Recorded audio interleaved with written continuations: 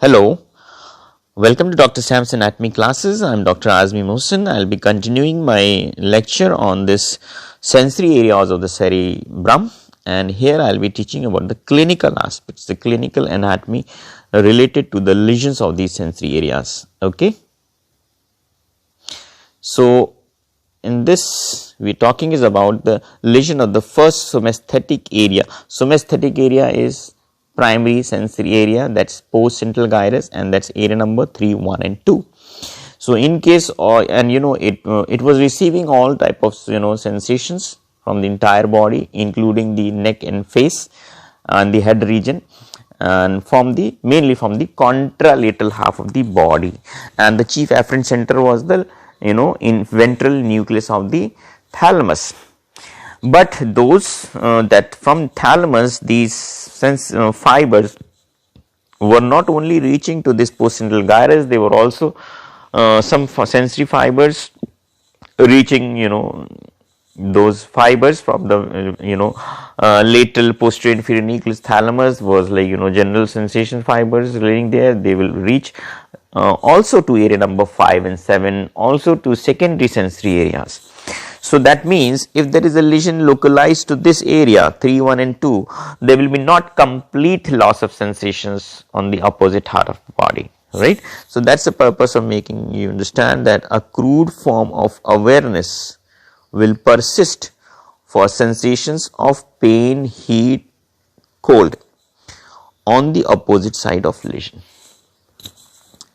Okay, and localization यानी कि tactile discrimination, tactile touch pressure वाला भी, they will be poorly localized. Reason is same because obviously when there is a lesion, so there will be loss of these sensations from the opposite half of the body, but not completely, rather poorly localization of stimulus will be there. And loss of discriminatory sensations of fine touch, movements, positions, parts of the body, the that sense of orientation, these also will lost, but remember from the opposite or the contralateral half of the body. Then lesion of somesthetic association cortex, remember this is superior parietal lobule, area number 5 and 7, and this was association area, right, and that I told you it was storing a lot of sensory information in your mind. Remember that example of bringing of out of different coins without seeing them, placing your hand in your pocket of the trouser and bringing out the desired coin you have been asked. So that's like identifying with your touch sensations, and you are identifying the different corrugation surfaces, patterns on that, and you are able to identify it with the sense of touch. That's called stereognosis. And I told you, remember that this area superior parietal lobule it helps people who are blinded in the mid of their life, like having learned so much about the world, having knowing enough of the knowledge about the world, now they got blinded. So this area will help them as a hidden eye to palpate and express what they are touching. Got it? And that's the Braille is one language which helps for the blind. So that's what I'm telling. So now, and remember this, what will happen now. So in case of somesthetic association area number 5 and 7, what will happen? Defect of understanding the significance of sensory information will be there. Simple सी बात है कि हम he is touching, feeling and everything. But I told you in this sensation your visual stimulus is occluded. Like I told you, placing your hand in your pocket means without seeing the object you have to identify just by the sensation of touch. That is equally to be a blind person. So that means in case of lesion to area 5 and 7, you will not be able to identify the objects by this sensation of touch, and that is called astereognosis. Astereognosis, or you are not able to express that, and expressing, or you can say comprehension of the feelings you are getting on touch, you are not able to express that, you are not able to actually identify it and what you are feeling touching, and that is called agnosia. Agnosia is inability to understand what you are touching. And although you have already stored information, you have been touching and feeling those, you've been expressing those things earlier in your life, but after this illusion you are not able to do this, and that's called agnosia. So that's called tactile agnosia, because you're not able to sense and feel and express what you are feeling, you're not able to understand, and that's called tactile agnosia. And astereognosis can also be said when you are not able to do those things which I told you, like anything you palpate and you can express which you are not able to do, that is astereognosis.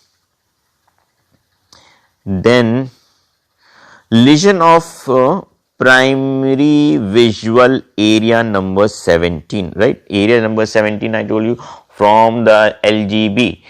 Optic radiation was reaching in both the surfaces, dorsal and ventral surface of the calcarine sulcus, reaching to the post calcarine sulcus. From the upper half of the retina, they were reaching in the upper portion surface of calcarine sulcus. From the lower half of the retina, fibers were reaching into the lower surface of the retina. And the central fibers, the macular fibers, they have a larger representation and were represented in the posterior portion of the calcarine sulcus. The peripheral fibers were reaching into the anterior portion of the calcarine sulcus. That was the spatial representation, right? And don't forget that it's not the only destination of the optic radiation. There are few fibers of this geniculocalcarine tract. They are also relaying directly into area number 18 and 19 also. Okay, but because majority of the fibers for the sense of visual sense of bright light or sense of vision is relayed here in 17. So in case if this lesion, right, because let's say if you're looking on the right side, if you're looking on the right side, it means you have a conjugate gaze towards the right side. So what is happening, your right temporal retina is being illuminated, and from your left if you are looking to the right side, your right nasal retina and your left temporal retina will perceive the image, right? So if you're seeing on the right side, so the left temporal retinal fibers will pass ipsilaterally through the optic chiasma and reach on to the left side of the cerebral cortex, occipital cortex, while fibers from the nasal retina on the right side will decussate through optic chiasma and will reach now onto the left side of the occipital cortex in the calcarine sulcus, primary visual cortex.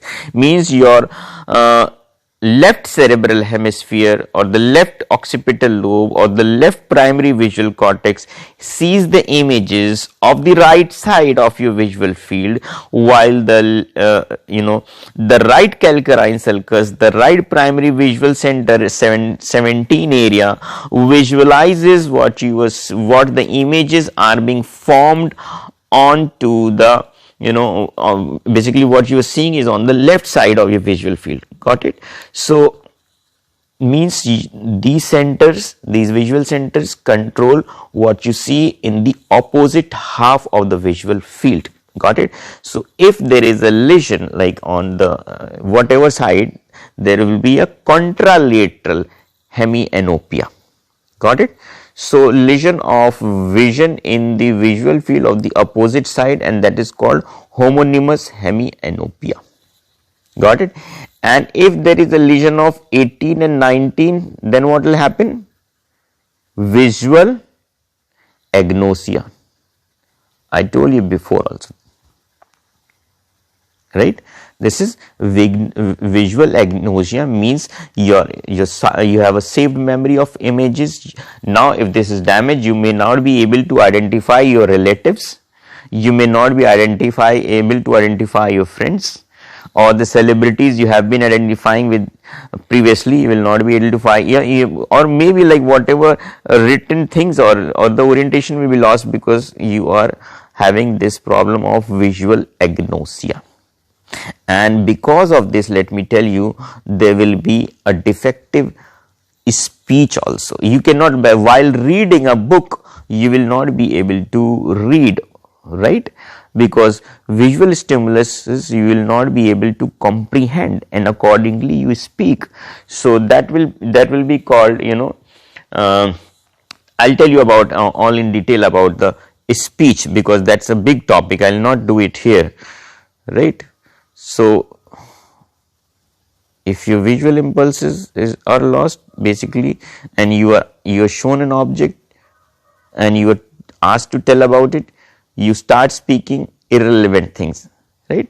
Because you are not comprehending the visual stimulus, and that is called jargon aphasia, right? Repetition of words spoken but they are meaningless.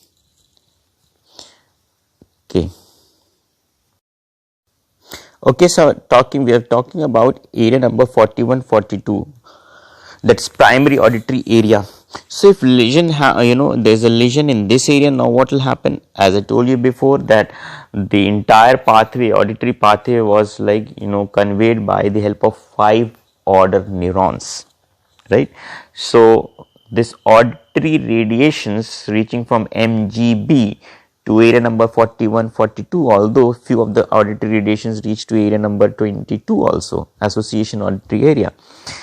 Anyways, but I told you they were having a bilateral representation. The second order neurons, most of them decussate, but some of them reach on to the ipsilateral side also.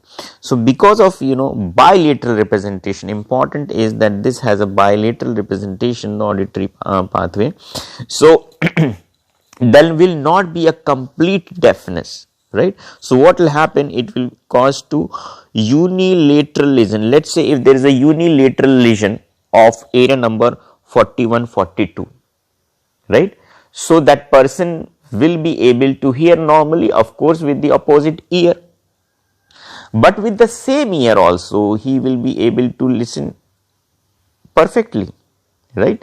The reason is, if there is a lesion here on this let's say on the right side, right, but the sensations from if there is a lesion on the right side, so the sensations of auditory sensations from the right ear will reach to the left auditory areas, right? And from the right auditory area, the ipsilateral fibers also will reach to the same side. So that means you will not have much of problem on the same side, basically not even onto the opposite side. But in case of unilateral lesion, of course the diminution in the activity of hearing in both the ears will be seen, and the loss is greater on the opposite ear. Okay, because maximum fibers are coming to this primary auditory area from the opposite ear. So basically you will be hearing less from the opposite ear, only this will be a defect. Then impairment is slight, that is because of the bilateral projection of the cortex. So there will be less of impairment, and of course this is not easy to detect by clinical tests. Okay, the defect is difficult to be detected by the clinical tests.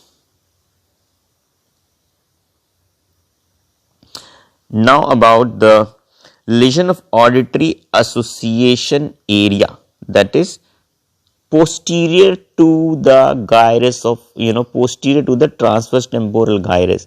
This area is also called gyrus, that transverse temporal gyrus is called gyrus of Herschel, remember. So this is posterior to that is, 22 area, auditory psychic area also you call it as, because in this area, let me tell you that this area is receiving and comprehending the information from your past experiences. You can, listening the sound, you can tell which singer is this. You receive a call from an unknown number on your phone, and when you pick the call, if it's from your known relatives, you can easily, or your friends, you can easily guess that this is who the person is calling you, because with the help of past experiences in your auditory memory, in this auditory psychic area, you have a stored memory of the different sounds.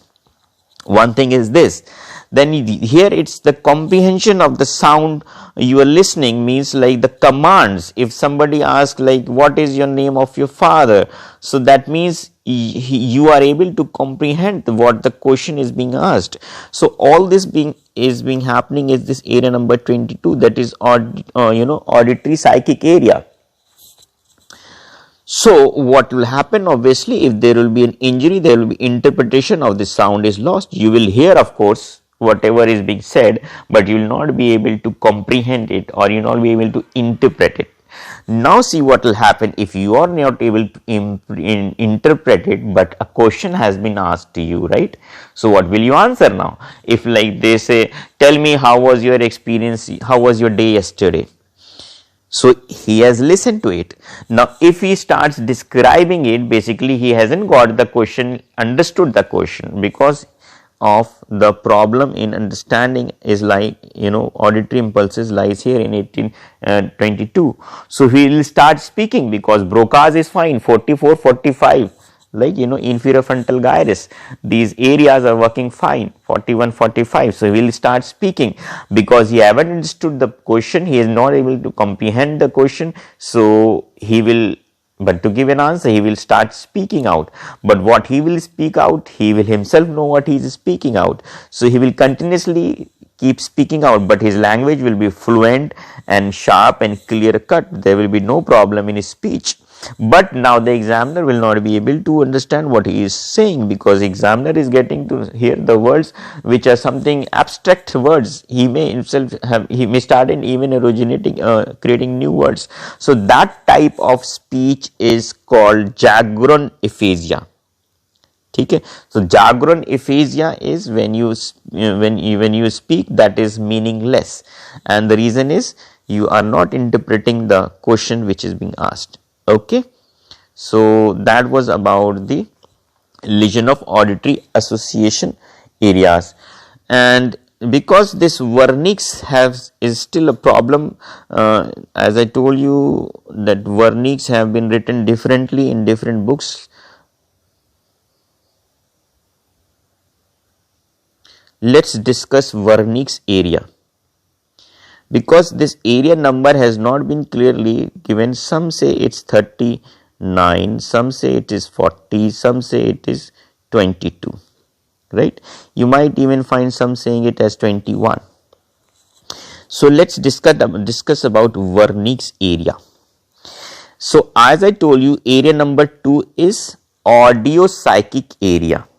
You learn this is all, at least the another word for this area is sensory speech area or language learning area, right? So out of this you all learn things because of your experiences from the world outside. So from auditory stimulus, what you learn from auditory stimulus is saved here in 22. What you learn from visual stimulus, that is visuopsychic area, that is stored here, right? Area number 39. As I told you, like you have a lot of memories in your mind, saved in your mind. People even who are not alive, if you see somebody on the screen on the TV, you will say, oh, this person is mimicking that of my friend, that of my relative. You have that memories, or you can even identify a celebrity in a magazine without a name, because it's all saved in your memory, right? Even like primary schools, they show you an apple and they ask you, okay, tell me which fruit is this, in primary kids. So that means visual stimulus is like giving you a stored memory from a long past experiences. You get to know everything. But if this visual psychic image damage, you cannot appreciate what you are seeing. You cannot interpret what you are seeing. Got it? You may not even to identify the shape. You cannot. You are seeing a cube, but you are not able to say that it is a cube, because your sense of memory has lost regarding the identification of the objects from visual stimulus. Got it? So that is visuopsychic area. And if area 40 is related to, let's write it down. This is audio psychic area, and this is visual psychic area. Hold on.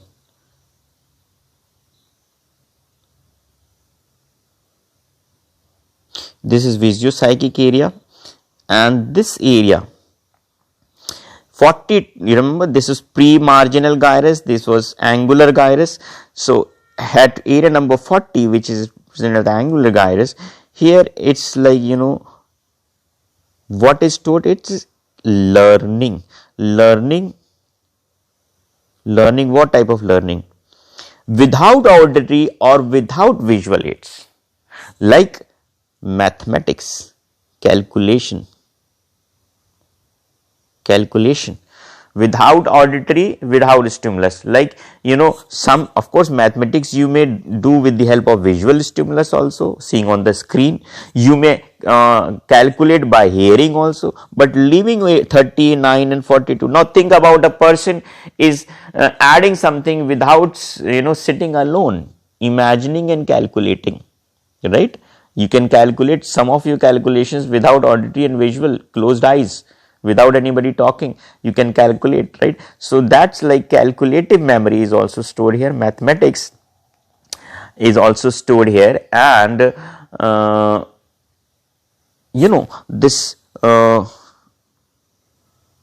ability to express from your mind, from your memory. Like if you are asked to come up on a screen and like on a debate, and you can say like an extempore speech.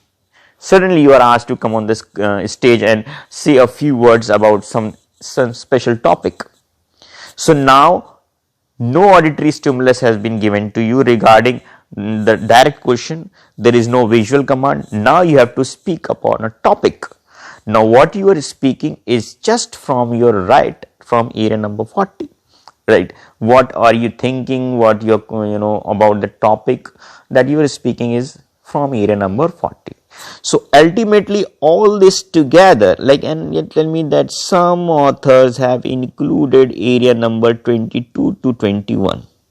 Now remember, 22 was on the superior temporal gyrus, and just below to that, extension of 22 onto the middle temporal gyrus, you will find is area number 21.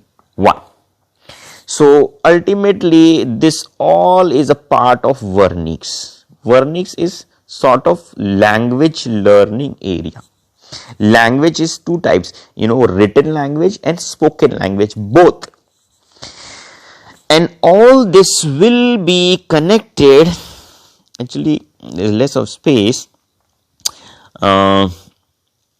let's draw it here so that make you understand it better, right? So this was surface, and here remember the pars triangular opercularis, pars triangularis. This area is called Broca's area. This is called Broca's area. The motor speech area, and this area here behind to the gyrus of Haschel was 22. Down below it is 21. Here it is 40. Here it is 39. So all this much area, and this includes all the numbers I have mentioned, right? So numbering also, if you want, I can add up. This is 21, this is 22, this is 39, this is 40, right? So, and I have taught you about all this before also, all these areas. So together all this, together all this, you can write them as vernix. Got it? And now how are the two connected? That also is very important. These are connected with the help of association fibers, the arcuate fibers. And this mainly is superior longitudinal fasciculus. That is the arcuate fiber, association fibers.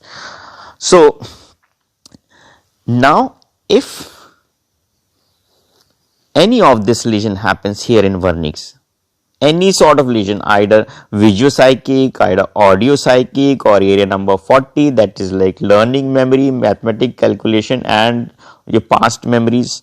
So of all this, anywhere what happens is a problem, injury and lesion happens, and subsequently with that stimulus given, you will not be able to speak the correct answer. Although Broca's is helping you to speak that this is motor speech area, this helps to to bring out your accent and the type of vocabulary you want to use, like with the movement of the lips, the movement of the tongue, movement of the pharynx, movement of the soft palate.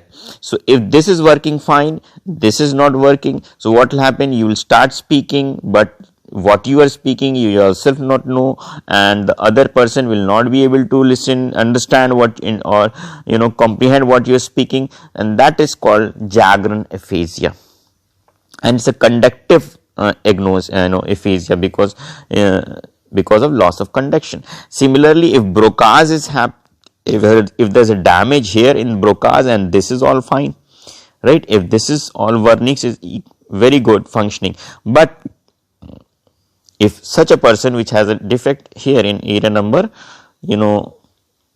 this is 44, 45. So if there is a defect in Broca's, this person knows what you are asking, he knows what he is reading, he knows what he is watching, he is trying to express what he knows.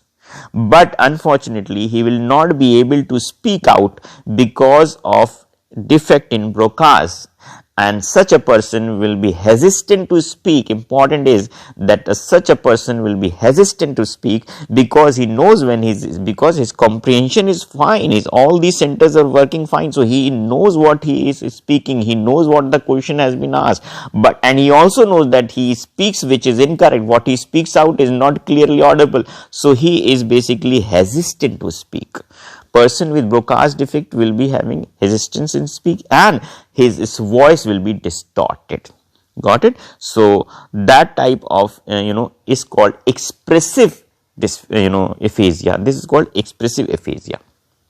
Okay, I believe I have taught you in detail, and if you still have queries, you can ask me so I can explain you better than in detail. If you want, you can put up your queries. Okay, so that's done. Thank you.